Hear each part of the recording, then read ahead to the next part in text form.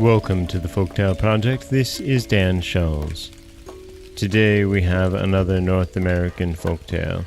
And this story, while it also comes from Charles Skinner's Myths and Legends of Our Own Land, I wanted to bring up because it comes from a truly complicated individual.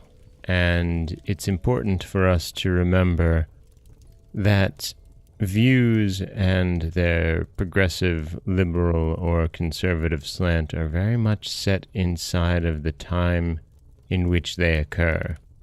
And it is perhaps fair and yet perhaps unfair to judge them against current standards. This is Samuel Sewall's prophecy. The peace of Newbury is deemed to be permanently secured by the prophecy of Samuel Sewall, the young man who married the buxom daughter of Mint-Master John Hull and received, as wedding portion, her weight in fresh-coined pine-tree shillings. He afterward became notorious as one of the witchcraft judges. The prophecy has not been countervailed, nor is it likely to be, whether the conditions are kept or not. It runs in this wise.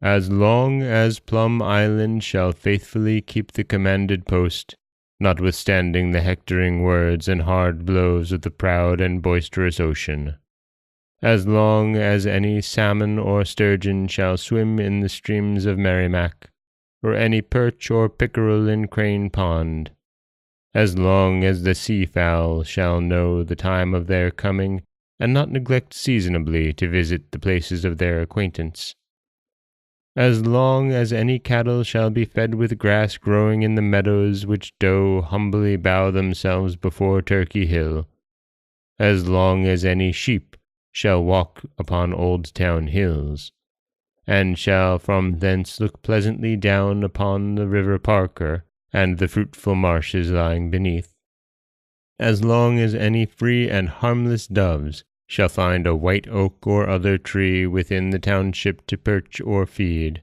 or build a careless nest upon, and shall voluntarily present themselves to perform the office of gleaners after barley harvest, as long as nature shall not grow old and dote, but shall constantly remember to give the rows of Indian corn their education by pairs, so long shall Christians be born there, and being first made meet, shall from thence be translated to be made partakers of the saints of light. And that is Samuel Sewall's prophecy. As I said, it's one of those tales that really helps to bear in mind the relative liberal positions of the ascribed author of this.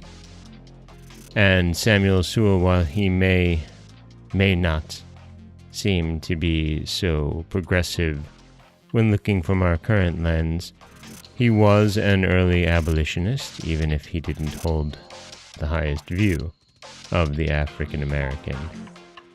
This is Dan Schulz for the Folktale Project. Don't forget that you can subscribe to the podcast on Apple Podcasts, Stitcher, Google Play, Overcast, anywhere you like to get your podcasts. You can follow us on Twitter at Folktale Project. You can find us on Auto Radio, TuneIn Radio, iHeartRadio, Spotify, anywhere you like to listen. And you can always head over to folktaleproject.com, where you'll find a new story waiting for you every Monday, Wednesday, and Friday. And don't forget that you can also help support the podcast by heading over to patreon.com/folktaleproject, where for as little as $1 a month, you can get early access to every story told. As always, thank you so much for listening.